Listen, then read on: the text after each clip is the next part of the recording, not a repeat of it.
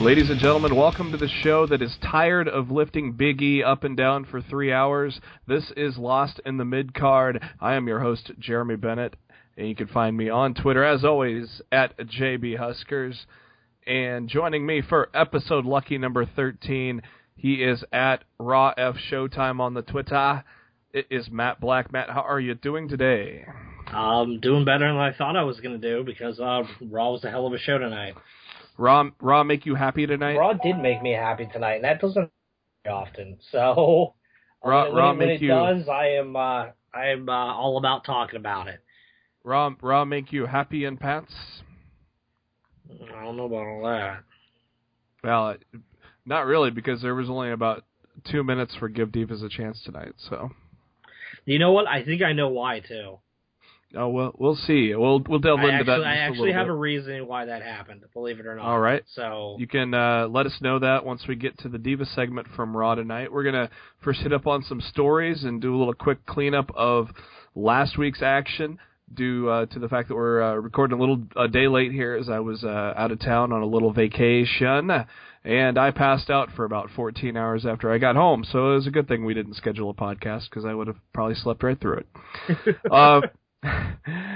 Sad news to start off the podcast as unfortunately a Hall of Fame legend, Verne Gagne, passed away at the age of 89.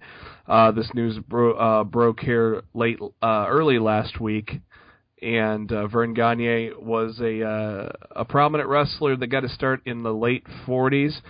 Founded his own wrestling association, the American Wrestling Association, AWA, in 1960. And it went strong for quite a long time, even getting itself a TV show on ESPN, of all channels. And of course, the association was basically centered around Gagne, who was their top star, as he held the championship 10 different times. He was inducted into the WCW Hall of Fame in 1993. He was inducted into the the Professional Wrestling Hall of Fame in 2004, and inducted into the WWE Hall of Fame in 2006. Definitely, his legacy is unquestioned. He's also been the trainer, or has helped train guys such as the Nature Boy Ric Flair, Ricky the Dragon Steamboat, Ole Anderson, Bob Backlund, and Blackjack Mulligan. So the wrestling world has definitely lost one of its greats in Verne Gagne, but living a nice full life at the age of 89. Matt, what are your thoughts on Verne there? Man, I didn't see much of Verne. Obviously, he wasn't a part of my growing up, so to speak. Mm-hmm. I only know what I've heard and what I've seen on, historical videos and whatnot. I've never really sat down and watched him work or watch his matches. I know more about the territories that he ran and just doing battles with Vince in the 80s over the territory and regional promotions and stuff like that, and Vince stealing all of his talent. I don't really know much more than that. I know it's a big deal. He was a wrestling icon that helped change the business as we know it. But I won't sit here and pretend like I'm an expert on Verne Gagne. I'm really not. Yeah, definitely a guy before our time, but AWA was kind of our time as a child. We just didn't know it yet that there'd be a guy like Hulk Hogan performing for them, and little did we know what he would become of later on in his career. And of course, this guy was an old school wrestler. His finishing move was the sleeper hold. Has not been used as a finisher since Ted DiBiase, I do believe, unless there's somebody in the Indies that is using it. But I am not 100% sure on that. So let us know if there's somebody today using the sleeper hold as a finisher. Speaking of finishers, Always the hubbub around the disappearance of the curb stomp from Seth Rollins. An article from the Inquisitor says that Vince reportedly was expressing displeasure of the move for a while now, thinking that it felt dumb that Brock Lesnar would lay there like an idiot waiting for that move to happen. And do you buy that, Matt, or do you think that's just a little made-up something? Or what do you think is kind of the crux of getting rid of it for now, at least? Honestly, that's the first I've heard of. That. And to be perfectly fair, since the whole curb stop, quote unquote, banning took place a few weeks ago, has Seth even won a match with a finisher since that night he hit that weird looking DDT? Because Smackdown. Okay. Smackdown against Dean Ambrose. He hit that move to win. He hit the DDT again. Yeah. And that's what I was going to mention that. I've seen that move there, and then on Raw tonight he hit it. Yeah, but he didn't hit it to win a match or anything. No, and like the first time I saw the move, I'm like, wow, that just looks so generic, and it looked better on SmackDown. I'm still not 100% sold on it being a finisher, though. Well, I heard the idea for the move was it would be something that he could do out of nowhere, or something that he could execute quickly, which makes sense. But something else for Michael Cole to say out of nowhere. Yeah, exactly. But I mean, it's not a bad thing. If he has the curb stomp as a secondary finisher. Or like Randy Orton's punt, brought out on rare occasion and teased and stuff like that. I really don't foresee that the move is gone for good. I honestly don't believe it's banned either. You think maybe saving it for like what he did to Dean Ambrose and Randy Orton, save it for cinder blocks and steel steps instead of a regular finishing move? Well, I wouldn't even say something like that. I just think that he'll. I just think he'll break it out on times where it's more special. Well, I wrote a few months ago. I wrote an article where I was saying signature moves and finishers are so overdone. There's nothing special to them anymore. One of the things I wrote about referenced in that article last year was the Superman punch. I mean, it was cool the first time we saw it, but then we saw it every freaking week, and we're still seeing it every freaking week. So part of me was thinking maybe the WWE is finally kind of listening and saving some things for special occasions to make them actually feel special. But I'm probably not going to give them the benefit of the doubt. Yeah, but I don't know if I go that far. I wouldn't go that far either, but it crossed my mind, and I was kind of hoping. But we the first time he used it, I think the camera angle was shitty. That's why I was like, well, it looks just like Dirty Deeds. The angle they used on SmackDown was a hell of a lot better, and they used the same kind of angle on Raw tonight, where it's from the side. You can tell it's not a DDT type of finish to it. It's more of a faceplant type of finish on the face rather than on the top of the head. So while it's looks similar to a lot of moves, I think with the right camera angle and keep showing it that way, it's going to look a little more impressive and more believable as a finisher. Yeah, it's stuff like that's just people need time to get adjusted and used to it. I mean, people change finishers; it happens. But I really don't believe that the move is truly banned, and I believe on special occasions we'll see it broken out before the year's over. I don't think it's gone. Mm-hmm. I don't buy the website reporting that the whole thing with Vince and Brock. I'm not buying that at all. But the thing is, it's one of my favorite finishers, so that's why it's a cool finisher. But yeah, so let's shift gears. Our last news item of the week from TNA Impact Wrestling.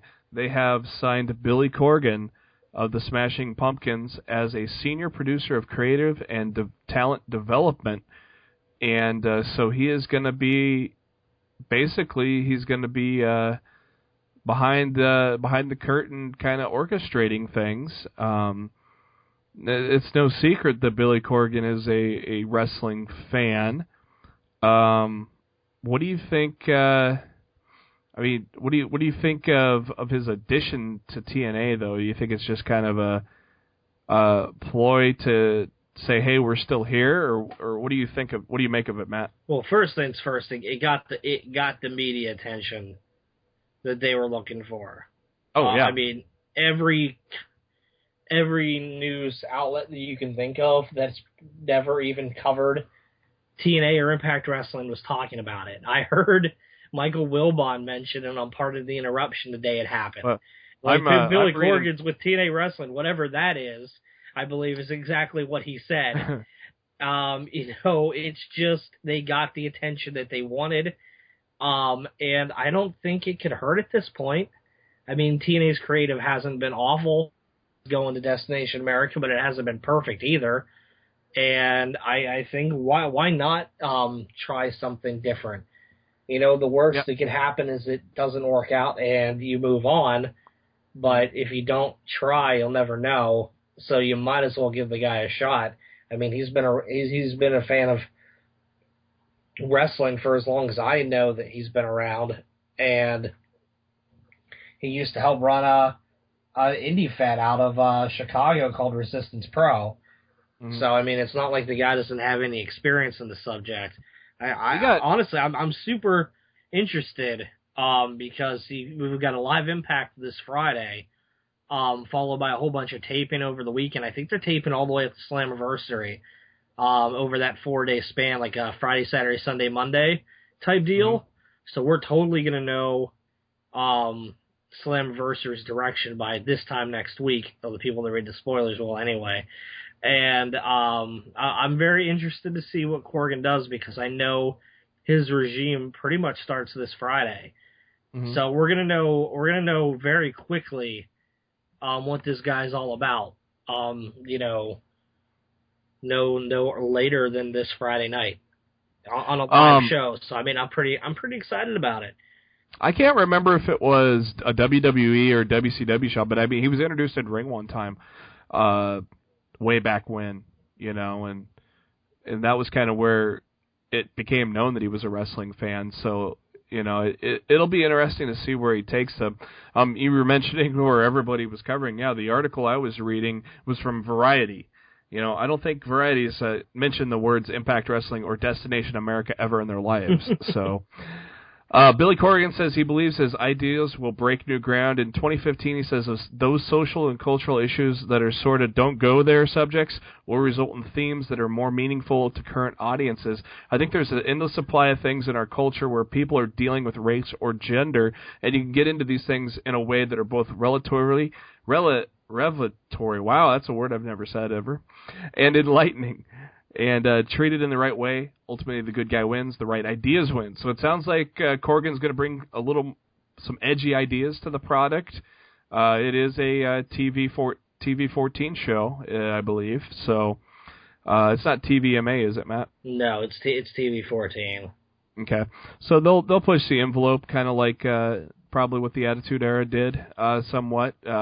But obviously, the envelope is not going to be as sharp of edges as back then. I have a pretty good feeling. But like Matt said, with the live Impact, and I believe are they taping in Orlando this set? Yeah, it's all being taped in Universal this weekend. So that'll be pretty good to get a gauge. It'll be good. It'll be a good fresh change of pace to see a live Impact too, as we've had taped ones here for the first 4 months. A live show, I think they should kick off every round of tapings with a live show, even though when they go overseas, that's obviously not going to happen. And honestly, a live show gives me more of a reason to watch immediately than to to catch the replay at 11 o'clock or watch it on DVR that weekend, because I don't want to be spoiled. But if you're going to record 4 or 5 weeks of TV ahead of time, I'm going to end up reading it because I'm curious, and I'm not really going to be pressed to watch the first airing live. I DVR it every week. A lot of the times I'm free later on Friday evening, so I'll watch the replay from 11 to 1 or something like that, and I don't have an issue with that. But I just think when your product's live, you bring a different element of must-see television to it. And I definitely think the constant weeks of taping ahead, it kind of hurts that long term. Yeah, and that's always been the thing with SmackDown. I mean, you can always kind of tell a lot of things that have been corrected or the fake crowd, things like that, but obviously with the WWE schedule, unfortunately, there's no way they're gonna keep it Tuesday every week, because then there's some weeks where you have 3 straight nights of live programming, and I don't think that's gonna. I think that'll probably burn out the fans any more than what they got right now. Honestly, it wouldn't be terrible. I would be for it, just because I typically watch Raw on the DVR. Just to get through the commercials, just because they take so many damn commercial breaks. And there's one particular commercial break that'll be in my what the fuck moment tonight. But before we get to tonight's Raw, let's take a quick stroll down last week's Raw and SmackDown. Last week's Raw, we opened up with a segment where the WWE Universe gets to decide the main event at Payback, with a poll that is obviously going to be slanted with who the winner's going to be. So, yeah, that's the way all WWE polls are. I told you they were going to do a triple threat. Well, but we get a little surprise later on. But they Vince Russo us tonight. Swerve. What did you think? First off, what did you think of the King of the Ring coming back? And second off, were you happy, disappointed with just a 2-day build for it? I think the reason we only got a 2-day build for it is because they didn't want to promote it prior to the pay-per-view. Mm-hmm. And because they didn't want to be like, this Sunday's Extreme Rules, but next week's King of the Ring. Mm-hmm. So I think they put themselves between a rock and a hard place, where they didn't want to promote the King of the Ring prior to the pay-per-view, so they waited until the pay-per-view to promote it. And at that point, it just didn't get the hype that I would think a King of the Ring should deserve. But, at the same token, I heard the original plan was that they were going to run the King of the Ring tournament over like 3 or 4 weeks on Tuesday nights on the network. Like it was going to be like a 16-man tournament, mm-hmm. and they were going to run each round, like around like a half of the first round the first week, half of the other first round the second week, and then the third week was going to be the semis, and the fourth week was going to be the finals, and they were going to run the King of the Ring over the course of that month, which would have been cool. But at the same token, I grew up on the King of the Ring happening in one night. Yeah, so I was just going to ask you that. So I thought it was bad enough it was split into 2. I'd rather see the marathon run, because I feel, I don't know, it might be corny, but I think the winner is more impactful when it's all said and done, that they went through 3 people in one night to become king, instead of, I beat some guy last night and I beat 2 guys tonight. It just doesn't seem as special. Yeah, I mean, as the previous ones did. The WWE owns the network, so they could obviously start a Tuesday show at 6 or an hour earlier than normal, depending on where they're at, because typically 7 Central is when they start with their Tuesday kind of openers leading up to SmackDown taping an hour later. I mean, they own the network, and I'm sure they could open, they could do a show an hour earlier with all 3 rounds in there on the same night, because I am like you. I'd rather see those final 2 guys have to fight for the 3rd time to get that King of the Ring in the same night. On the bracket, the top of the bracket, we start off with Ziggler and Barrett, with predictably Bad News Barrett winning with Sheamus's interference. On the bottom of the bracket, we had Neville against Harper, predictably Ziggler costing, I got that mixed up there, but Neville surprisingly beat Harper. Did you expect Neville to beat Harper here? Well, I did, because all the King of the Ring was placed by who beat who, the other guy's going to win. Mm-hmm. So when Sheamus beat Ambrose due to disqualification from Dolph, I knew that Neville was going to beat Luke Harper. And that's just, it was the process of elimination. WWE, you know what? I'll give them credit tonight. They surprised me with a lot of results on Raw tonight.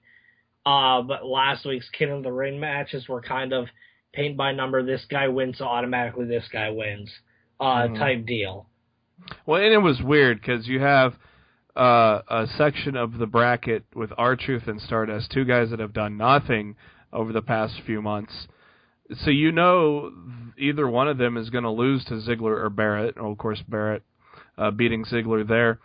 I was a little surprised with Ambrose losing. I figured we'd have a Barrett-Ambrose final. But I do think it was cool that we had Neville in the finals against Barrett. It was a believable match, at least. It was a good finish. Obviously, Barrett and R-Truth was a better than average match, but still, that R-Truth was sure as hell not going to win that match. And then you had Sheamus and Neville. Well, Sheamus and Barrett have been buddy-buddy lately, so you obviously knew that, like you said, Neville's going to win there. But I picked Bad News Barrett to win the King of the Ring, and I think that long-term that's going to be better for business, don't you think? It depends on what they do with him going forward.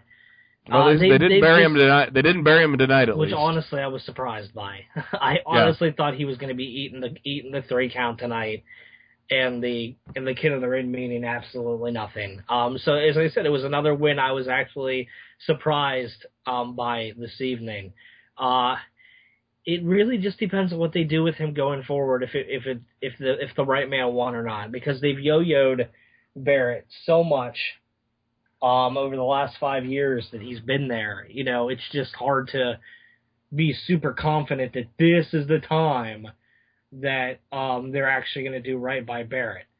So well, I want them to, but I mean, do you think if a guy like Roman Reigns either wins at Payback or wins at SummerSlam, then do you think that's the right time to push Barrett into that spot to at least give him a challenge at one pay-per-view?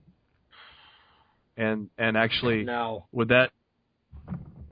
You don't think he should be pushed up that far? No, I don't think he needs to be winning he needs to be winning and beating guys for 6 months straight before I could even see him competing for the main championship again.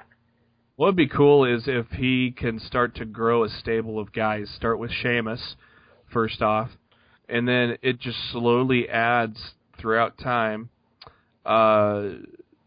Basically, maybe foreign guys that are. I was going to say people have been begging for a United Nations. Yeah, add Rusev. For months. Hold on, for Rusev. months, for years. Yeah, add guys like Rusev, anybody. And then it kind of culminates at maybe a Survivor Series or something, and Barrett's team gets the victory at Survivor Series, and then say the winning captain gets the title match at TLC. Maybe it's Barrett against Team Cena again or something like that, and then the winning captain gets a title match at TLC, which is the month that was the December month of the pay-per-view when Sheamus won the title, or was it Royal Rumble in the tables match? That was TLC. It was TLC, or I don't even know if it was called TLC then, but it was definitely the December pay-per-view. It probably was TLC since it was a tables match, but they changed the names of the secondary pay-per-view so often I can't keep track. Yeah. We got Ryback squashing Bo Dallas. Unfortunately for Bo Dallas, who's returned, he's basically running uphill again like he was before he got hurt. But Bray Wyatt, to no one's surprise who reads the internet, Bray Wyatt shows up and attacks Ryback. Let us know that it's going to be a Ryback-Bray Wyatt feud here. Yawn, I say unto thee. Or Husky Harris against Skip Sheffield. I mean, who cares? Yep. I mean, could they have placed these two in a more worthless feud right now? It's not a feud that makes sense, and I don't know. And can you please explain to me how his promos made any sense that he was talking to Ryback, except for the one promo where he was talking about him lifting weights? Yeah. I mean, besides that, I went back and watched this stuff, and I'm like, how do you even add this? How do you even add this into Ryback? The people who were predicting Ryback are the people who are reading the dirt sheets and said, "Oh, they're saying it's going to be Ryback, so I'm going to say it's Ryback." Ha ha ha. Well, it's probably typical knee-jerk WWE booking, just like typical knee-jerk. Hey, let's throw the King of the Ring together. Hey, let's. Who's he talking about? I don't know. Ryback ain't doing anything right now. Let's why not? Let's bury him some more. Yeah, but I think Bray has to win this feud. Oh, he's gonna hands down win this feud. There's no doubt about that. We get a second straight week. Yeah, true. We get a second straight week of the WWE fucking up the greatest thing going, which is the United States Championship Challenge, U.S. Open Challenge by John Cena. We had Heath Slater answering it. Now, it would have been perfectly fine if we just kind of like Stardust against Cena. If we would have had a competitive Heath Slater-Cena match, I would have been fine with it. I wasn't angry about him answering the call, but I was pissed off that Rusev attacked him and we didn't have a U.S. Open match. So I would have been happy if they would have had a somewhat competitive match, because why not, you know? Yeah.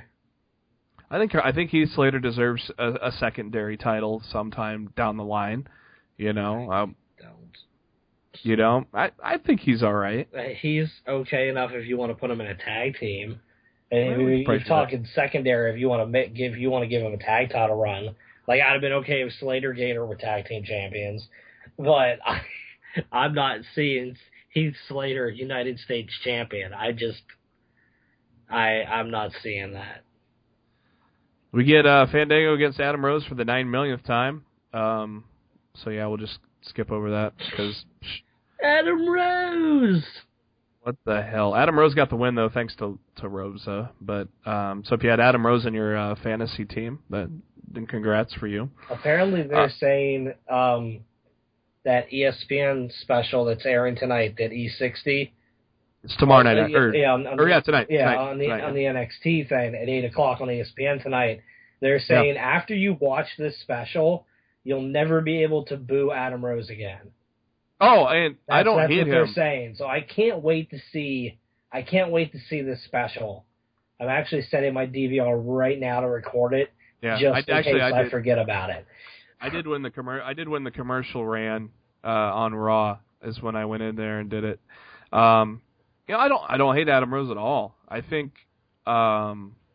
he's just painted into a corner with that gimmick. No, it's just the fact that they basically, like, it's going to be impossible not to cheer for him after tomorrow night, and I'm super curious to see this special. I'm pretty psyched about getting the behind the closed doors documentary done by somebody that's not WWE. I'm happy it's a company like ESPN.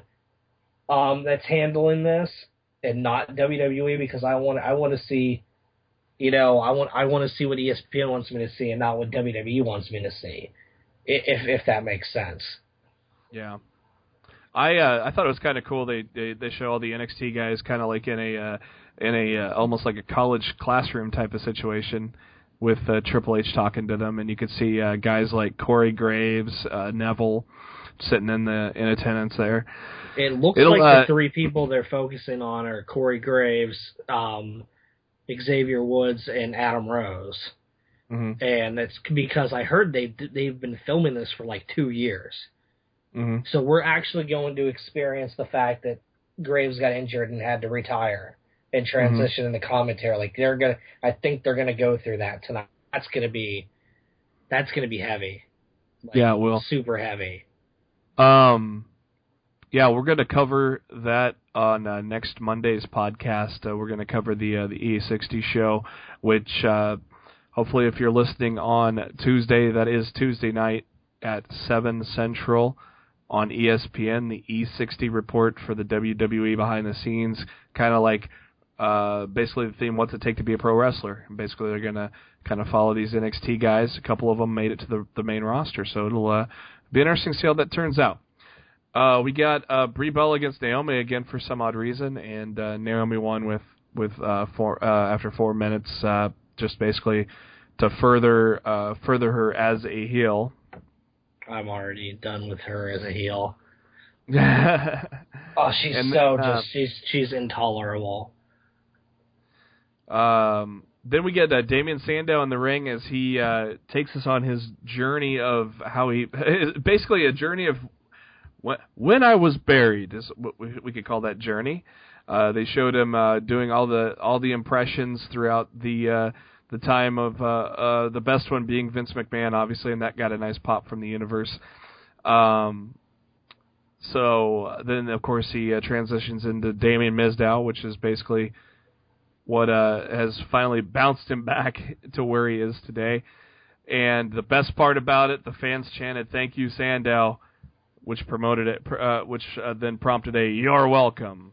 So, and also when he started off the promo, he held the microphone like he used to, like he would hold a wine glass while you're sitting there sipping and tilting your nose to all the peasants. But then he was interrupted by Axel Mania.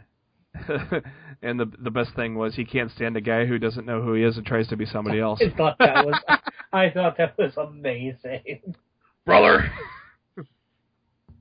A lot of people online shat on that segment, man, but I thought it was hilarious. I didn't have an issue with it at all. Yeah, and what we had was kind of Axel or Sandow kind of going back into his imitation stage, but speaking out loud rather than mimicking. And I was gonna say, honestly, it was more like he was mocking Axel than he was mimicking him.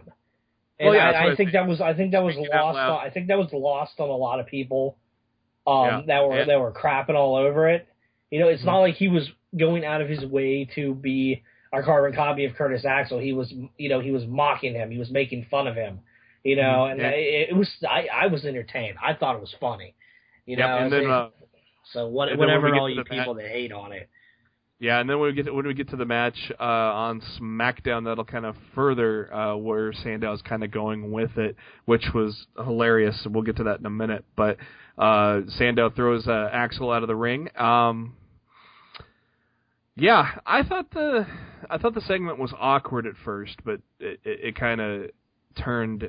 I think Sandow's still kind of, he hasn't cut a promo by himself in a long time. So I think it felt awkward at first, but it's going to only get better from here because Sandow's an amazing talent. Honestly, I like this promo. I thought it was just him being real.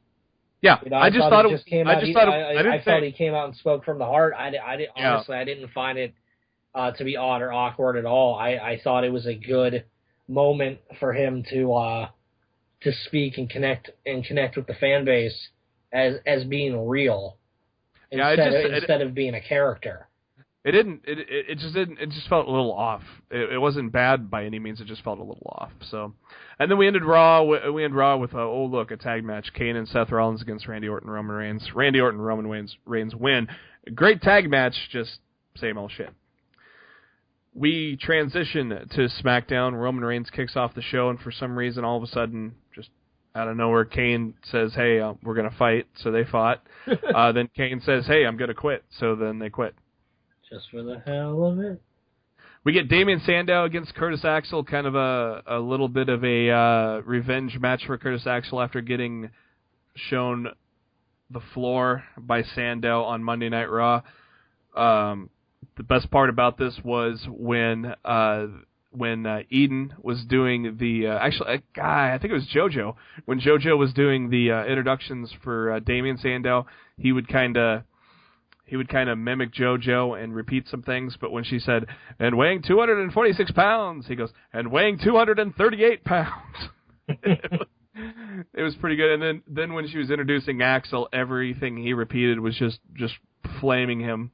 It was pretty funny. So that was a kind of a cool, funny way for Sandow to kind of take that stunt double thing and turn it into his own thing now that he's on his own. And speaking of stunt double, he's got a new T-shirt that says stunt double with a big white X crossing it out.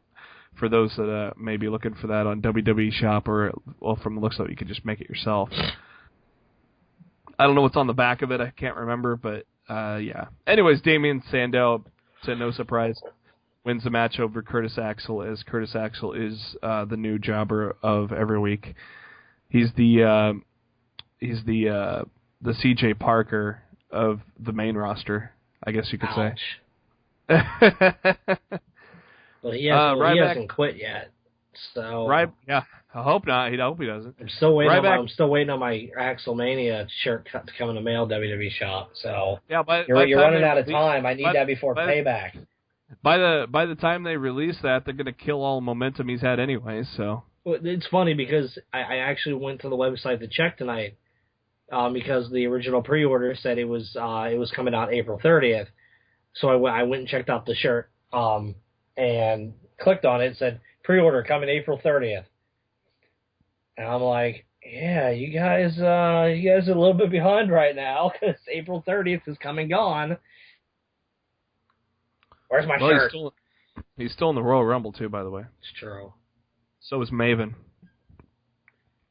Ryback takes on Luke Harper as this is kind of his warm up to get to Bray Wyatt. Pretty quick match there. Nobody believed that Luke Harper was going to win that, unfortunately. After the match, Bray Wyatt attacks him again, and so I guess this is a feud because he attacked him twice. I don't know. Like you said, a put-together feud just to put two guys together, so not too excited about it. New Day against Tyson Kidd and Cesaro for the Tag Team Championships, and the best part of this match was Cesaro whipping Xavier Woods. I think it was Xavier Woods. I can't remember who was in the ring. It might have been Kofi. I can't remember, but he kept... was it... God, you know what? I might be getting my shows confused with the uppercuts. Was that SmackDown or Raw? I don't know. That must have been SmackDown. No. The one where he keeps throwing him into the corner back and forth for about a good 30 seconds. That was on Raw tonight, wasn't it? They didn't fight New Day on Raw tonight. New Day fought. Oh, they did? Reigns and Orton. That was... who the hell did they... Oh, well, anyways. I'm getting old, so forget about that. Anyways, the main thing is that Cesaro and Kidd won by disqualification just because a New Day's a bad guys, you know. So, it's the bad guys. So, basically, I don't know where that takes us for the tag team title match. I'd assume New Day and Tyson Kidd and Cesaro get a lengthier match at Payback eventually, don't you think? Yeah, I would... New Day and... Kidd and Cesaro are not finished. I mean, they showed that on Raw tonight. Yeah, that feud is not going anywhere. Hopefully they get double the time that they got at Extreme Rules. That would be even better. Cameron faced Nikki Bella. I don't know why, but hey, give Divas a chance. We got the main event, Dean Ambrose against Seth Rollins, and this was a phenomenal match.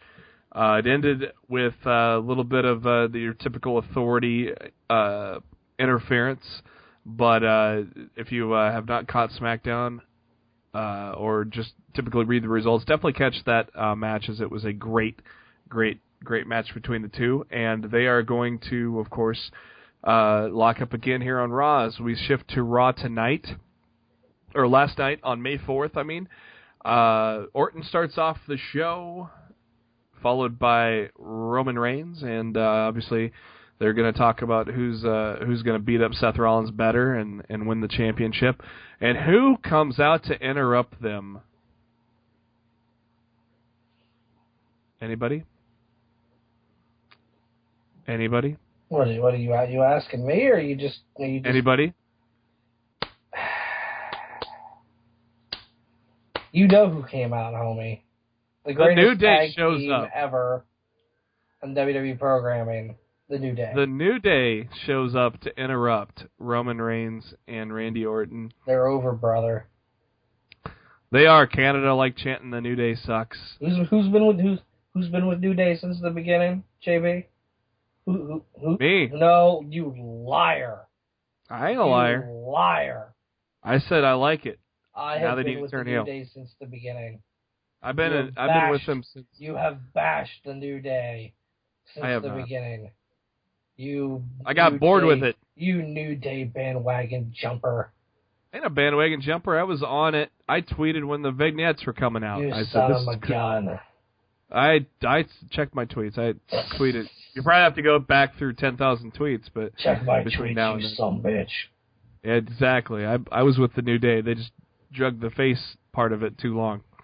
So we got a 3-on-2 handicap match to start off Monday Night Raw this week, and thanks to thanks to a nice spear by Roman Reigns onto Randy Orton. Oh, surprise!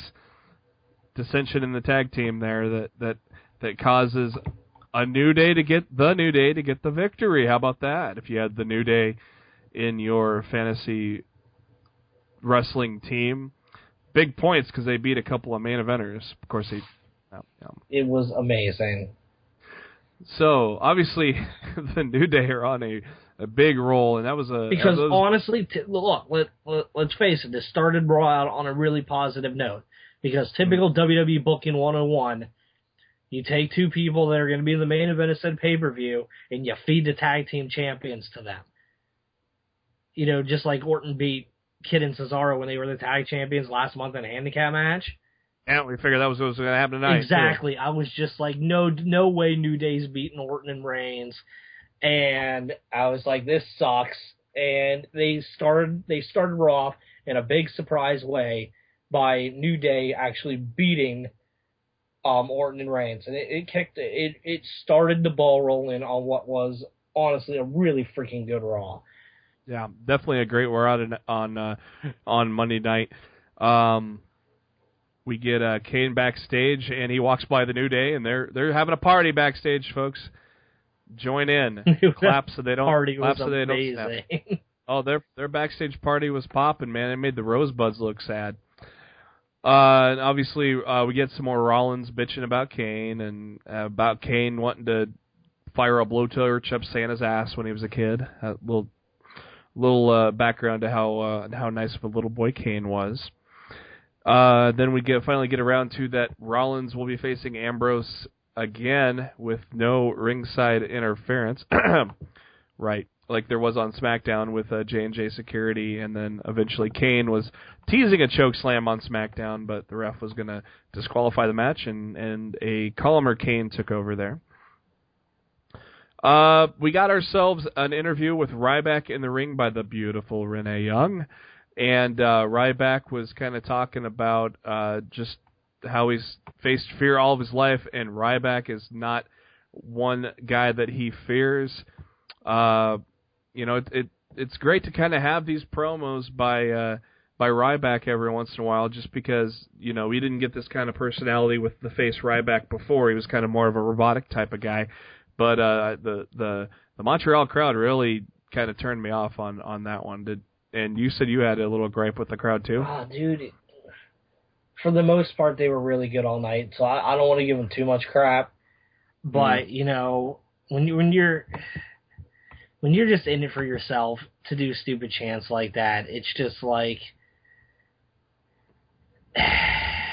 I don't know. I don't want to rant on and get angry, because they had me annoyed at a time, but now I'm not angry anymore because the show was so good and they were good for the most part of the evening. So one thing that Ryback mentioned in that interview is he always takes negatives into positives. So he had a nice little non-scripted kind of throw into there too when they were chanting Goldberg. He's like, I like the guy too.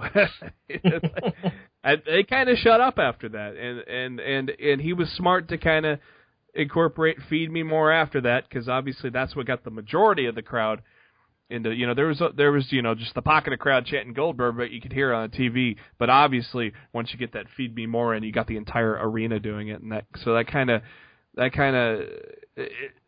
of was a good way for Ryback to reel the crowd back in, much like John Cena did tonight. You know, we'll talk about his open challenge here in a minute, but we'll talk about his mic time tonight. He did the same thing. Obviously, I don't mind Montreal for shitting on Cena because, you know, they're anti. You know, it's the anti-United States kind of sentiment. Cheer the Canadians, boo, or, you know, cheer the bad guys, and boo the good guys. So I was perfectly fine with the way they did it. But at the same time, by the end of Cena's promo, just like the week before, he turned the crowd around to his favor. So it was kind of a good way to be able to do that. We get ourselves a return of the Ascension tonight on Raw as the Ascension took on Kid and Cesaro. Just basically, this was what I was trying to remember. I was thinking, because I watched SmackDown and Raw on the same night. last night, and so that's why I was thinking where Cesaro was throwing Victor into the corner and throwing the uppercut constantly back and forth into the corners. That was what I was trying to get across there. Gotcha. Yeah, I got my wrestling mixed up. See, that's what happens when you have about 85 hours of programming a week. You know, you get things mixed up sometimes. Only a quick little 5-minute match, as of course the Ascension are not really high up on the food chain right now, but it's kind of cool to see them be utilized, as it would turn out to kind of be a little bit of an NXT night on Monday Night Raw. But Kid and Cesaro, though, still looking like they are going to be the ones to face a New Day at Payback, so that'll be best for business. If they get, like I said, get double the time, give us 20 minutes instead of 10 minutes, I think you will not regret that, WWE. The WWE Universe will enjoy that for sure. We get a rematch from SmackDown, Dean Ambrose against Seth Rollins, and we get ourselves a little bit of surprise as Kane comes out before the match begins, and we're like, oh great, here we go. He's going to stand at ringside again, and Seth Rollins will do something to piss him off, and Kane will knock both the guys out again. Yeah. But no, we get ourselves a little bit of a swerve. And it's a good type of swerve. Dean Ambrose defeats Seth Rollins on Monday Night Raw. He is in the title match, and it'll be a fatal 4-way instead of a triple threat. And boys and girls, if I told you how good the SmackDown match was with Ambrose and Rollins, the Raw match blew that out of the water. They went almost 20 minutes. Exciting killer moves. I love Rollins' running powerbomb. He did it to Ambrose on the guardrails on the outside, almost causing a 10 count on the outside. Kane had banned J&J Security from the match, but they came out to still try to interfere. I thought that was going to be a ref bump, but the ref actually got out of the way of Joey Mercury going flying over the top rope. It was kind of funny. This could, I don't know. This could be match of the year. Dean Ambrose actually reversed a roll-up attempt by Rollins with his own roll-up and got the win after a great match. It might be up there for one of the matches of the year. I think it'll end in the top 10 by the end of the year. I think it was a damn good match, and it was a great match to get on Raw. Mm-hmm. You know, and really, it really helped solidify the tone of the evening. This is not your typical Monday Night Raw, and I mean they started out with the New Day, and they nailed it home with that.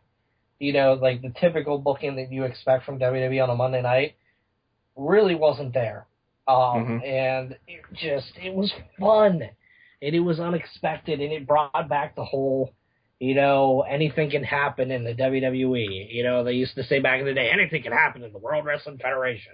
And that's exactly what tonight. That's what tonight felt like. I felt like anything could happen, and it made everything so freaking special. It was one of the best Raws I've seen in a long time. I have nothing but happy, positive energy coming out of tonight's edition of Raw. Yeah, and this type of match is great. Nearly a 20-minute match between Ambrose and Rollins, up there for match of the year, I would say. And that the fact that they had such a phenomenal match is no surprise, because we both know they're two of the best talents in the WWE today. But it solidifies Dean Ambrose, who was just 2 pay-per-views ago was in an Intercontinental title ladder match. It solidifies that type of performance, solidifies him in the WWE World Heavyweight championship match. It isn't just like, it doesn't feel like a last-minute throw-in. His performance gives you the ability to say he belongs in this match. And Dean is eternally linked to Seth Rollins, because that feud never ended.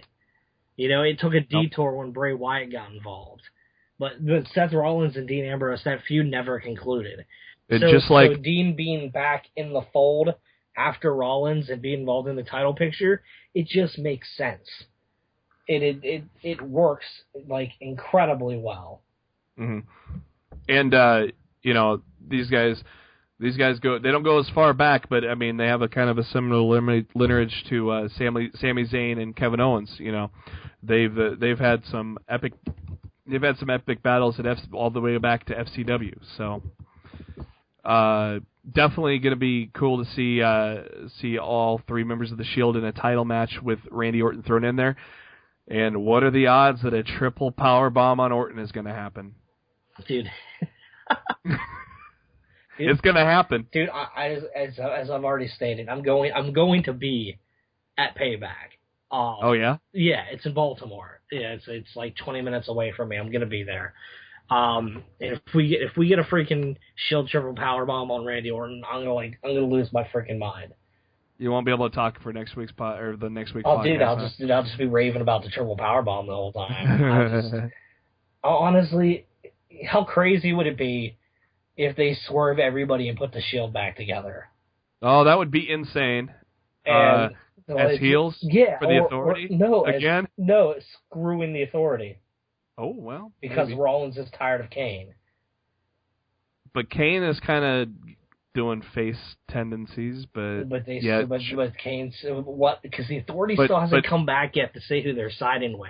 Yeah, so if the Authority comes back and sides with Kane, Rollins is going to throw a temper tantrum. Yeah, and also, Triple H already said he believes in Kane. Like he did the last time they were in the ring together. Yeah. He had saying he believes in Kane. We get a backstage interview with Lana. And she kind of broke character on purpose, obviously, about the recent admiration that the fans are showing her. But then she kind of went back into her Russian cold state before Fandango showed up. And I think she was a little turned on by Mr. Johnny Curtis, don't you think? God, I hope not. I'm sorry. I can't get into Fandango. I just can't do it. And it's scary. It scares me to death that they could be teasing putting her with Fandango, because I know she's a professional dancer. And just the thought of pairing one of my favorite divas on the roster with Fandango just makes me want to cry. So I don't even want to think about that. That's a possibility right now. I can proudly say I've been on board with Fandango since day one. Even well before people were Fandangoing, I was Fandangoing.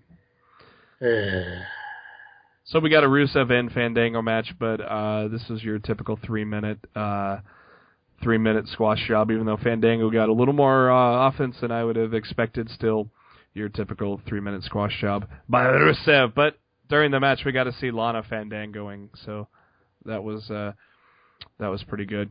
Next match of the night was the shit bracket from King of the Ring, Stardust against R-Truth, and I tweeted this to Matt right before the start of the match. I bet you there's spiders in the bag. Oh, look, there's spiders in the bag, and it cost Stardust to win over R-Truth. I don't know. Look, in a match that involves two goofy joke characters, I don't mind a goofy joke finish. So I don't like jokes. I'm sorry. I don't care about R-Truth. I don't care about Stardust. So I didn't care that they had a goofy finish. I was just like, I laughed. Well, honestly, I just laughed. I'm just like, whatever. With no Raw to talk about on episode 14 of Lost in the Midcard next week, we are going to do a top 5 WWE guys that are in need of a reboot, and one of those two guys is going to be on my list, I can guarantee you. John Cena comes out, and as we said, kind of went through the old whole Cena sucks and all that fun stuff, and after his little diatribe, he says the U.S. Open Challenge officially starts now, and what? Bret the Hitman Hart's music starts up. Oh, we're going to get the return of the Hitman to face John Cena.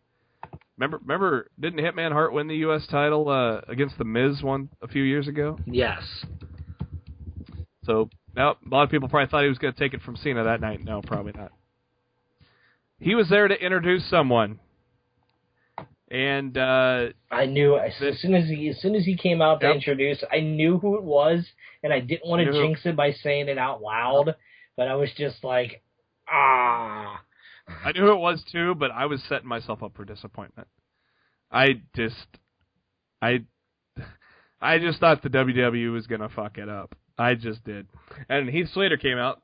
I was like, oh great. Well, actually, I didn't say oh great. I figured Hart was going to get a good pop and punch him, and he did. Knocked him out with a microphone. Dude, he stood the shit out of him with that microphone. Oh, but I still thought they were going to fuck it up somehow. I mean, come on, this is too perfect. Montreal. Who's from Montreal? Sami Zayn. Holy shit, it is Sami Zayn making his debut on the main roster, his long-awaited debut. Sami Zayn, Montreal went fucking nuts for Sami Zayn because that is where he is from. And, God, that was just an amazing thing. And again, then they go to commercial. What the fuck moment of the week?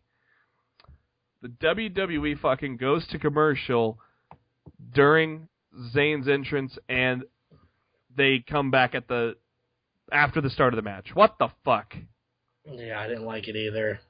That was terrible. I mean, that was completely terrible. But thankfully, we got ourselves a phenomenal match early on. In the match, the referee did the old X. The doctor checked on Zayn's shoulder, and yeah, I was afraid it was real. But while I still believe this is a worked injury, to make him look like a warrior for gutting it out and giving it his all and losing in an injured effort, WWE.com does have it a short article up that reads, NXT superstar Sami Zayn suffered a shoulder injury during his United States Championship match against John Cena on Raw. Zayn, who answered the champion's open challenge defense of his title, was tended to by WWE officials during the match after appearing to aggravate his shoulder. Yet he continued on and finished the contest despite the injury. WWE.com can confirm that Zayn will be undergoing an MRI on his upper body tomorrow, which would be today, to determine the nature and extent of his injury. I still firmly believe that this is a storyline. I feel better about it because I completely forgot about the doctors getting involved in the Kevin Owens match at TakeOver.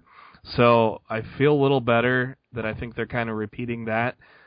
But like Sami Zayn exited the ring and dropped a few F-bombs, and that's what got me worried. I thought he was legit hurt, but at the same time, after the doctors checked on him, he did a somersault over the top rope. He did a lot of high spots after he was checked on.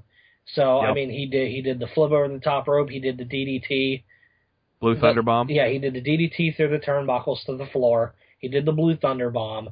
You know, it's not like I really and truly do not believe that he's hurt. And if I'm wrong, that really freaking sucks.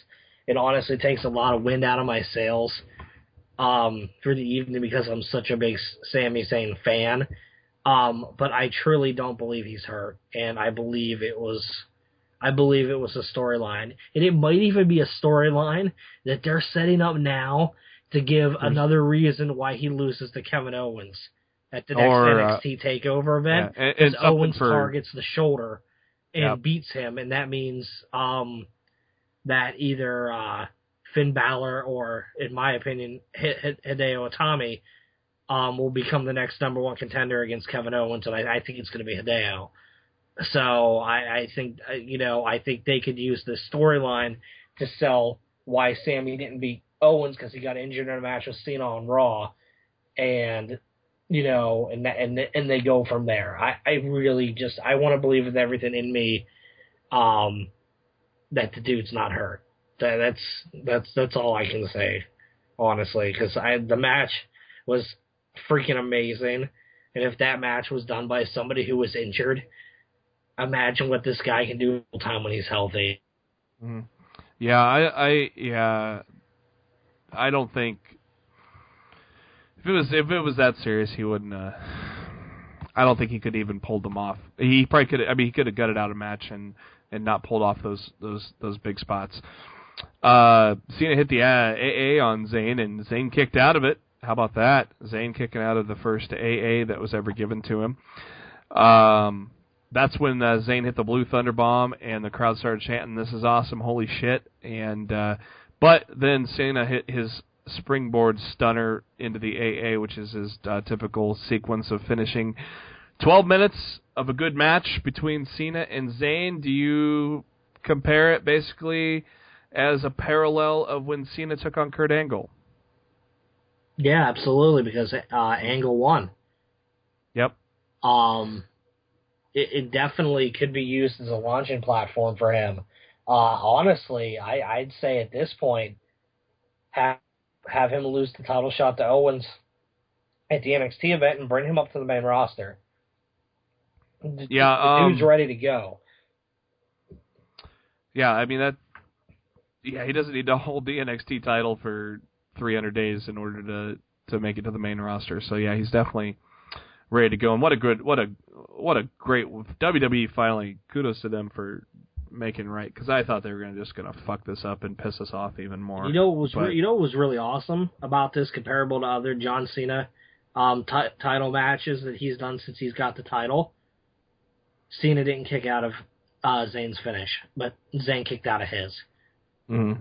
Not only did he get to the ropes on the STF, but he also kicked out of the Attitude Adjustment. Cena never got the hell of a kick, so he never kicked out of this kid's finish. And I thought that was a really key point to this match, that it didn't get to that point where, fresh out of NXT on the debut night, Super Cena kicks out of your finish. And I loved the fact that they didn't go in that direction, because I felt like if he hits his finish, he should win. And honestly, that would have been great, because it could have made Cena and Rusev their I Quit match at the pay-per-view a whole lot less impactful. Take the title out of the equation. Mm-hmm. And and they could save a lot of face by just removing the title from that match.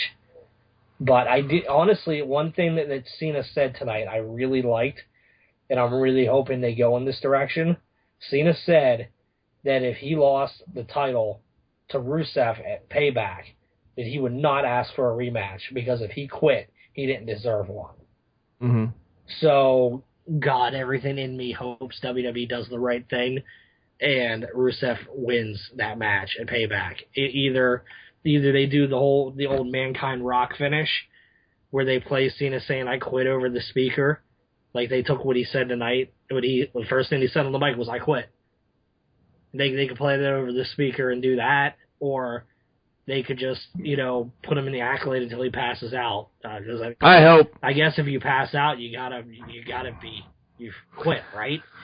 I hope they don't do that Mick Foley repeat. Dude, but the thing is, it was done so long ago, I don't think anybody would even remember it.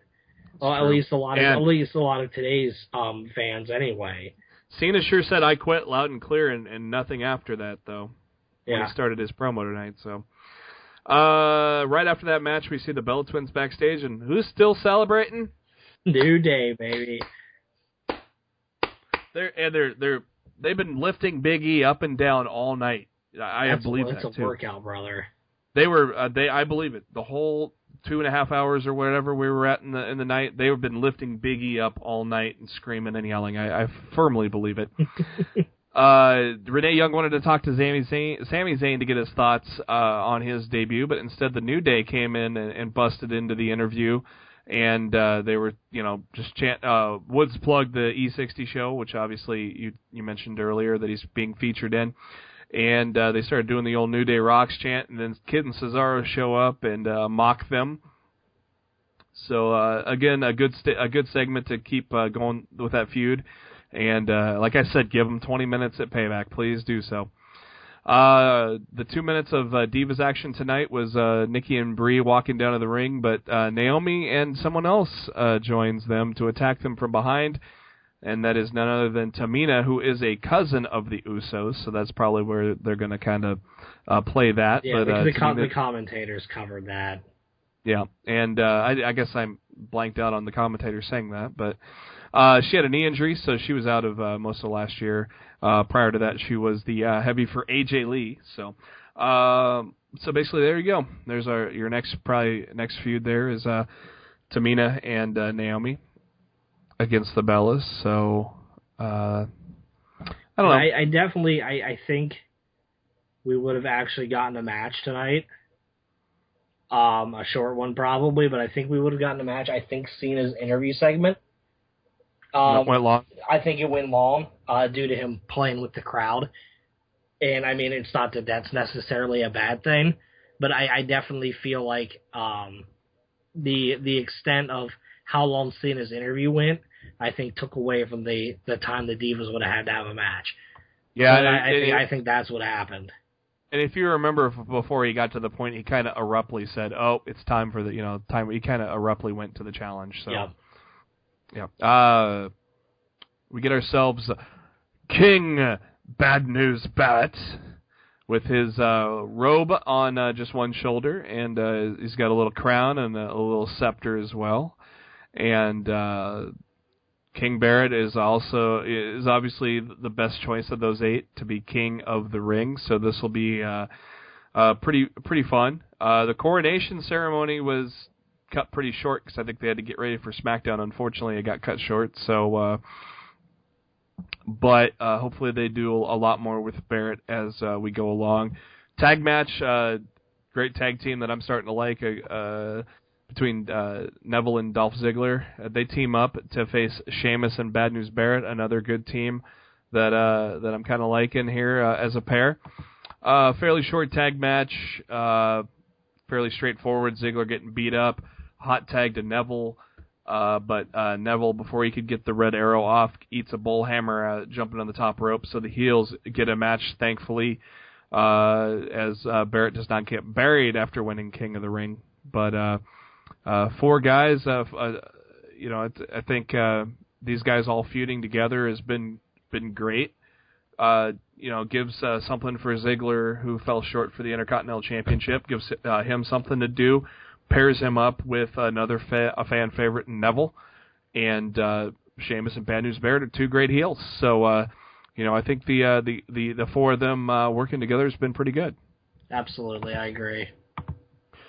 All right. There was a plug for a 24 special on Roman Reigns, which aired on the WWE Network right after Raw. So I haven't caught all the 24 specials. I just watched the WrestleMania one, and that was phenomenal. So I'm sure it's going to be really cool to kind of see some of the backstage stuff with Roman Reigns before, during, and after his match. I know on the promo for it, they show him hugging Vince McMahon at the end of the match, obviously because it was a job well done by all guys involved in it. So that'll be interesting to see, and that'll be probably on demand for you as you're hearing this here on Tuesday. I'm sure that'll be out on demand for you by then. Main event time on Monday Night Raw. And, it was pretty late, so we figured we weren't going to get a big match between Randy Orton and Roman Reigns, and of course not. We get the Authority ganging up on them before Dean Ambrose makes the save. Pretty predictable into the night, but still kind of exciting to kind of further along the Fatal 4-Way that we're going to see at Payback. And to tell you what, though, man, that was probably best Raw of the year. Yeah, that's really hard to argue. I can't think of a Raw this year that was better.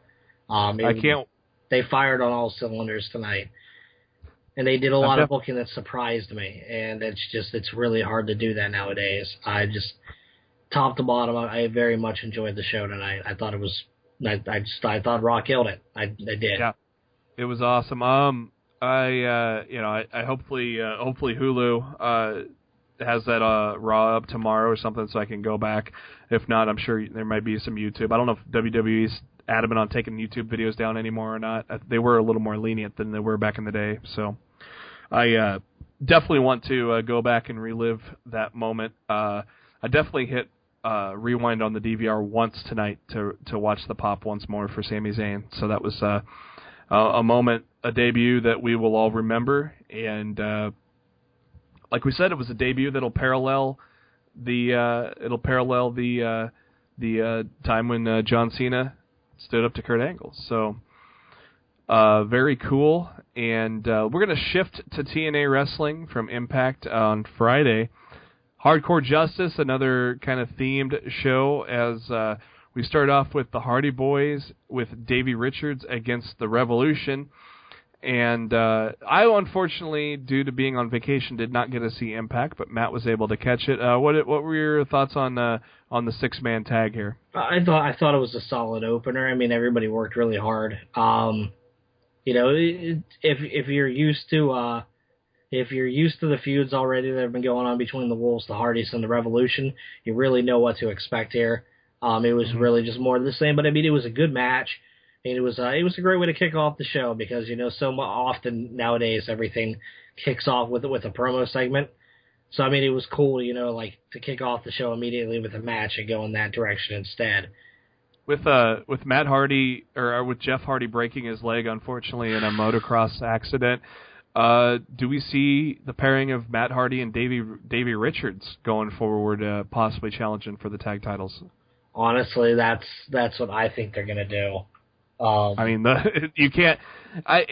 Davey Richards by himself, it's kind of a tough sell. Matt Hardy obviously can do it by himself, but I think having Matt Hardy there would be a pretty good thing for Davey Richards, and then, you know, they can turn that into some storyline once the other Wolf. I'm drawing a blank right now.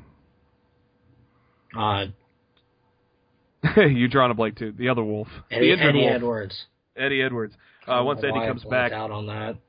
Once Eddie comes back, maybe that kind of causes a little dissension or something, and Matt kind of turns on him or something, you know, for him going back to his partner. Something like that. They don't need to do that. Long-term booking, nobody does that anymore, so. We get a segment with Mr. Anderson and EC3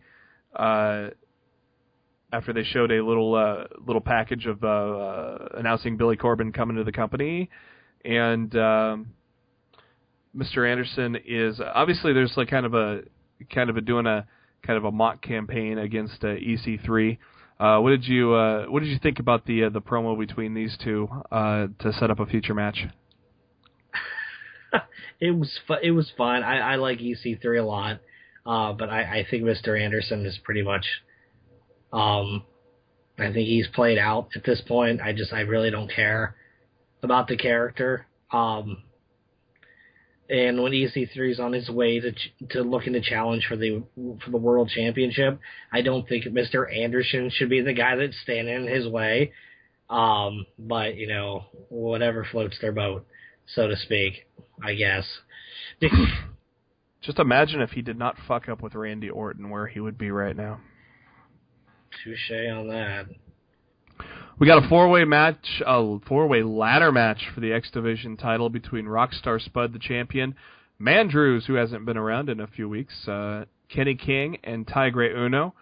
And I can only imagine how insane this match was. And let me guess, there was some BDC interference? You would be correct. The match was really good, but there was interference at the end from Homicide, which allowed Kenny King to get the X Division title, because the storyline, it was definitely in the grasp of Rockstar, and the only reason he didn't win was because of BDC interference. So he was basically screwed out of his championship. And that means Kenny King from the BDC now is your new X Division champion. The second member of the BDC this year to hold the title as Low-Key was the first. And we got ourselves a little Eric Young segment. Basically, Eric Young looks like he's just talking about how crazy he is. The BDC celebrating Kenny King's victory. And was there celebration from Low-Key or anything odd? Was there anything? Did you notice anything in the celebration? What do you mean? Well, with Low Ki being a recent X Division champion, he lost it to Spud. No, was there anything? No, Kenny King basically called them all the X Division champion. Like when Lashley held the world title and they tried to claim it was all theirs, they kind of did the same thing, and they kind of painted the picture that before it's all said and done, that BDC is going to hold all of the championships. Mm. So I would imagine that means that Homicide and Low Ki would go after the tag titles, and obviously MVP would go after the world title. So, right. And I was just kind of curious with that, if there was any kind of teasing of dissension or anything with Low Ki being a recent champion, but does not look so. Yeah, it didn't look to be that way. It didn't look like they did anything like that. We get a Knockouts title match between Taryn Terrell, who is now the ringleader of the Dollhouse, against Brooke, the former Broman's girlfriend, or whatever you want to call it. Talk about somebody I'm sick of. Dude, she annoyed me so much on Friday with her Twitter account. I had to unfollow her. Brooke? Yeah. I was just like, I'm done. I can't listen to your mouth anymore. What was she doing? What was she saying? Just trash talking with Terrell all day and retweeting stupid fans and saying ridiculous stuff and acting like this match was happening right here, right now, instead of where it was really recorded like a month and a half ago. And I was just like, oh my God, I've had enough. You need to shut up now. And I unfollowed her. I could not talk. She honestly might be one of the most annoying wrestler Twitter accounts I've ever followed. She was that bad. I just noticed this. I didn't notice this before, but Al Snow joined Josh Matthews on commentary and referenced a flying burrito with one of the running forearms of Brooks. But no surprise, it looks like the Dollhouse with some interference for Taryn Terrell to keep her title. So basically, where are they going now? Is it basically Gail Kim next for a challenge, or? Well, after that, Gail Kim, they cut a promo on Brooke in the division. Afterwards, Gail came out and was trying to ask what happened and why she's doing this, and she's so confused and all that. And Taryn runs her down and says she's tired of living in Gail's shadow, and she's outnumbered because it's 3 of them and 1 of her. And Gail said, I'm not alone. And Kong comes out. So Kong and Gail are teaming up to face the Dollhouse this Friday in a 3-on-2 handicap match on Impact. Cool. So that's pretty interesting. Yeah, the Knockouts division is getting kind of heel heavy now with Taryn Terrell turning, and well, we haven't seen Kong much since her a couple of we've seen her here and there, but not in like a match outside of the title match with Taryn Terrell. So her going face, obviously, I mean the crowd cheers her anyways just because she's awesome. So hello, so that'll be kind of cool to see. Steel pipe on a pole match. Hey, Vince Russo showed up tonight. Skip it. Give me some Vince Russo. I don't even want to talk about it. Just give me some Vince Russo. Can I be honest with you, bro? Yeah, I mean, it's a something on a pole match. We gotta have. You see, when we put something up on a pole, it makes people think that it's important. We could put anything up there on the pole. It makes for a good match, bro. Future top 5 for the show, we're going to do top 5 on a pole stipulations. Viagra has to be number 1. Guaranteed. So what turns you off to this match? I hate anything on a pole. Oh, okay. I thought maybe it was Interference City from both factions. No, my eyes kind of glaze over on matches that involve a pole. I don't have any interest in that stuff. It's bad memories, honestly. The one thing about blank on a pole matches is the fact that normally you can get up that turnbuckle with the greatest of ease, no matter how beat up you are. But if you're beat up and you're trying to climb up to that pole, something on a pole, it's like the hardest thing you've ever done in your life. Yeah, pretty much.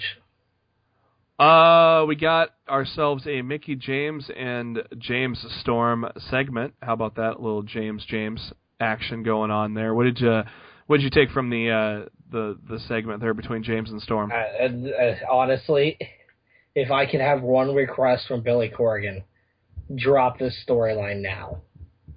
Because it's awful. It's absolutely awful. Just drop it. Pretend like it never happened. And honestly, I will not complain. And I will never ask what the story outcome was supposed to be. Just drop this storyline and move on to something else. Because it's awful.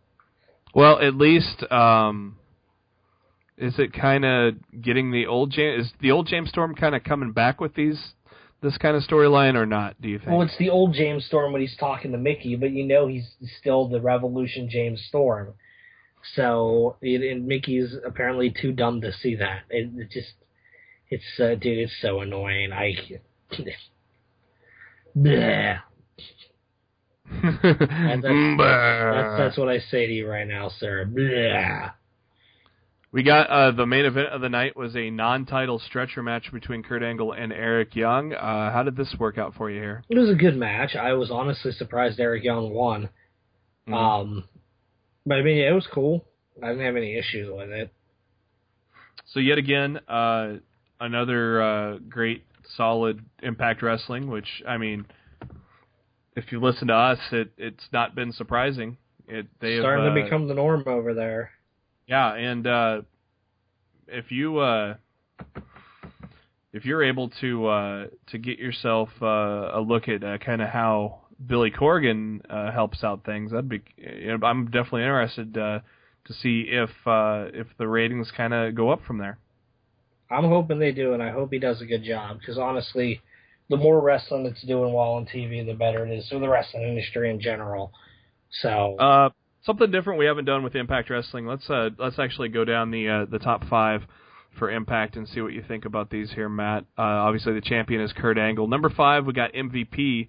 MVP really hasn't done much since the Bobby Lashley kind of feud and whatnot. Do you think he still deserves a top 5 spot? Yeah, because I can't think of 5 people better than MVP in the company right now. Well, we know your thoughts on number 4. Number 4 is Mr. Anderson, swap them. MVP belongs before Anderson. Number 3, we got Drew Galloway. He's not really done singles work. No, these rankings are awful. Well, I don't know if we blame Mike Tenay or a writer, but number 2 you might like a little better. Ethan Carter III. Yeah, I could definitely see that. I mean, he should be ranked relatively high. And number 1 is obvious, Eric Young after his defeat of Kurt Angle in the stretcher match. So where's Austin Aries? Mm-hmm. Good point. Austin Aries should be in there over Galloway. Where's Tigre Uno? Well, he should be in there over Galloway. No. Oh my God! We're gonna end the night with NXT talk. We're gonna end the night. Speaking of NXT talk, word just broke on PW Insider. Mm-hmm. Breaking news! Breaking news. It says the WWE website is reporting that Sami Zayn will be undergoing an MRI tomorrow after experiencing issues with his shoulder during this match on Raw tonight. Zayn was out of the ring in February and March due to what was described to PWInsider.com at the time by sources as a minor nagging shoulder issue. We'll follow up tomorrow as we hear and confirm more. So the verdict's out. The verdict's out right now. That explains his absence after getting his ass beat. Yeah, it's gonna be interesting. I ain't gonna lie. I'm a little nervous. The Owens match was in February, right? Yes, yeah, it was in February. And he disappeared. Yeah, I'm not gonna lie. I'm a little nervous for our favorite Canadian right now. We start off NXT with a recap of Kevin Owens sticking his foot up Alex Riley's ass again. So his anal cavity is now a little wider after last week, thanks to Kevin Owens. Thank you. Kevin Owens comes out with a kick-ass promo being the great asshole that he is. He's ready to fight Sami Zayn right now, but instead we get William Regal. And William Regal came to the ring. I thought Owen, because we know Owens has had feuds with Authority before Ring of Honor. I thought Owens was going to just pummel Regal tonight, in that night in NXT.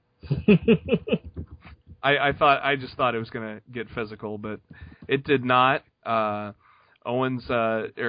said that Owens cannot just make demands all nimbly bimbly as he sees fit. Yes, I said that right, meow. Owens said with all due respect he didn't remember calling Regal out to the ring. That's what made me think, Regal's going to eat a pop-up powerbomb. But Sami Zayn comes out to save the day, and they say a few words back and forth. Owens does not want to put his title on the line at NXT TakeOver on May 20th, but finally gets talked into it. So we will have a NXT Championship title match, hopefully, between Sami Zayn and Kevin Owens. Like I said, Sami Zayn did possibly legitimately get hurt against his match against Cena on Monday Night Raw. So hopefully, send some thoughts and prayers to Sami Zayn right now. Yeah. Just otherwise, in we're case. Otherwise, we're gonna probably have to speed up that triple threat match that was scheduled for TakeOver.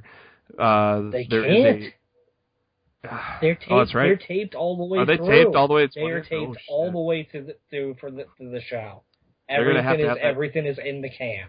They're gonna have to kick off with that title match, and then the winner faces Owens at the end of the night. They're gonna if Zayn can't go. I mean, what are they gonna do? Put Riley in there again? They can't. Riley's having knee surgery this week. Oh God. They wrote him off TV. They wrote him off TV last week with that powerbomb, and they're claiming Owens caused his injury to be out, but it's because he has some nagging knee issues he needs to get taken care of. And so they're selling it like it's powerbomb. They're selling it like he injured his back, but it's really he's going in for a knee surgery. But yeah, I mean they can't do Riley because Riley's out. Riley's going to be out. So they're gonna have to kick it off. If Zayn can't go, they're gonna have to kick it off with the triple threat, and that winner's gonna have to go again against Owens that same night. I don't see anything else they could do, unless Joe's gonna kill you. Kevin Owens cuts a promo about how Sami Zayn can't hack it. He's injured, and I walk away with the title, and I keep my family happy, you know. And dude, I don't even do a match. I have him come out and cut that promo. Do a fight. Yes, have him fight. And they brawl all over the building for like the last 10 minutes of the show.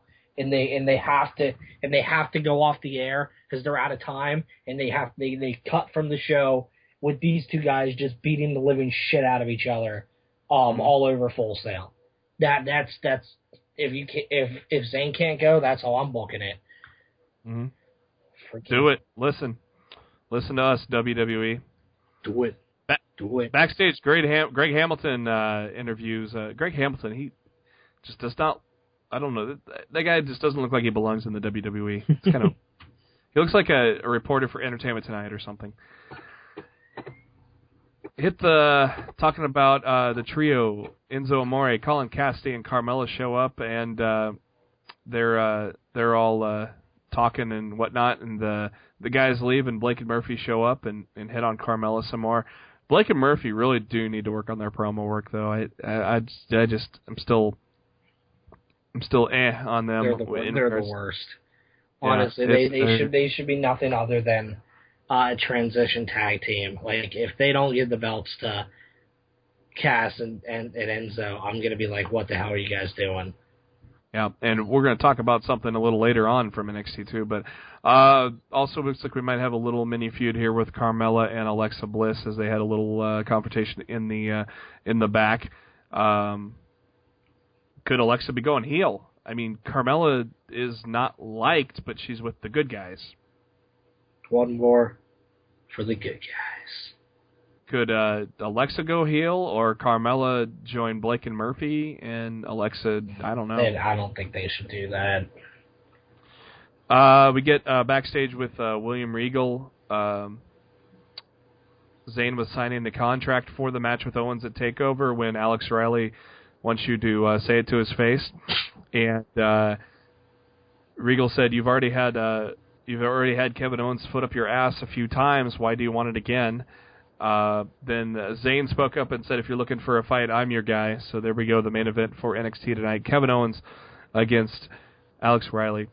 Then we get ourselves Enzo, Big Cass, and Carmella, not Carmelo. Carmelo. Hi, Roger. Of course, hi, Roger Goodell. How are you? Yeah. And, of course, the NXT Universe eating these guys up. They will be, obviously... God, they got to be main roster soon, too. They'll be over. They're already over around the world. You said they were over in the events that you attended.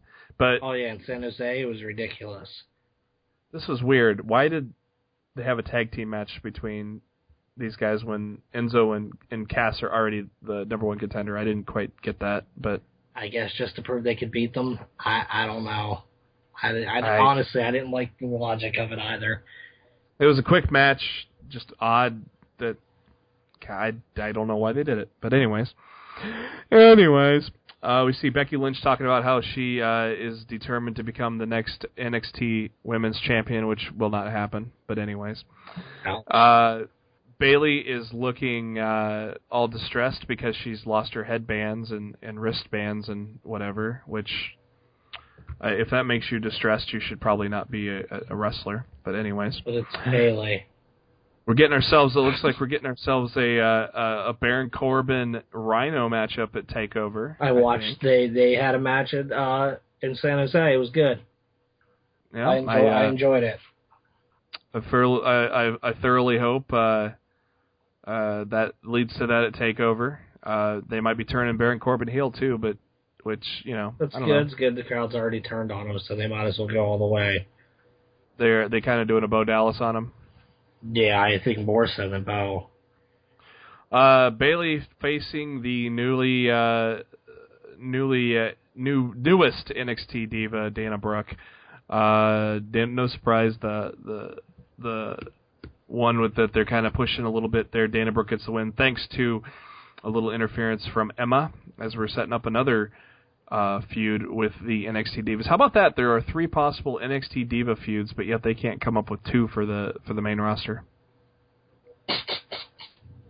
Isn't that funny? Yeah, it's kind of sad. Yeah, it is real sad. We get ourselves Hideo Itami and Adam Rose. Adam Rose returning to the NXT universe, where they love him a lot better than the WWE universe does, apparently. And Hideo Itami, quick match, 3 minutes, and basically just to put him over for the triple threat that is coming up. And then the main event between we get Becky Lynch and some new girl named Sarah Dawson that looks like she has the same kind of punk style as Becky Lynch does. So maybe they'll be a team sometime down the road. Who knows? This was Sarah Dawson's NXT debut. Not really much to it, just a couple of minute match. So didn't quite see what Sarah Dawson had in her arsenal, but we'll see what she'll probably get definitely a chance as we go on further with a lot of the divas that'll probably be getting called up to the main roster pretty soon. We did a backstage promo here with Rhino, and that's where we kind of find out that he'll probably be clashing with Baron Corbin as Rhino reacted to the little vignette they showed with Baron Corbin a little while ago, which that little vignette kind of makes us think that he is going to turn heel. We get ourselves Sami Zayn and Alex Riley, but it only lasted 5 minutes because Owens got up on commentary and attacked Sami Zayn from behind. Did you think he was going to throw Byron Saxton over the announce table? No, because I didn't think I know he did. I know he did the NXT stuff before, but I don't think Byron Saxton still wants to take bumps anymore. So yeah, I didn't expect him to throw Saxton over the commentary table. But basically, Owens laying waste to both Riley with that power bomb onto the apron and Sami Zayn showing that he is the shit. He has got the title, and there you go. So that puts a nice bow on NXT, and tell you what, TakeOver is probably going to be pretty damn good as long as Sami Zayn's healthy. As long as. We'll have to keep you updated with that. That is going to wrap it up for Lost in the Midcard, lucky number episode 13. And we hope you enjoyed this week's episode. Make sure to like us on Facebook, facebook.com/lostinthemidcard. There you can find our links to iTunes, subscribe, like, comment, give us 5 stars. And the iTunes is hosted by SpiderDuck.net, so thanks to them for hosting us to enable us to be on iTunes. And we are also on YouTube. You can subscribe to us there as well. Matt, any final thoughts as we closed up episode 13? Like I said, we don't know what's up with Sami Zayn, so if you're a fan or even if you're not, and you got a good heart, have some thoughts and prayers for Sami Zayn right now, and hopefully he's okay. That's really, I guess, all we can say right now. Yeah, definitely echo that sentiment. Raw was a great high note on Monday, which could lead to a phenomenal payback. We have a good card shaping up for NXT TakeOver as well, as long as everybody's healthy and okay. So wrestling's kind of getting out of that WrestleMania hangover, and hopefully we will continue that for you. Next week on Lost in the Midcard episode 14, we will come back. We might also add Ring of Honor to our repertoire of things to break down, because I am finally realized that I now get Ring of Honor thanks to the CW here locally. So for Matt, this is Jeremy. Have a good week ahead, and we'll catch you next week.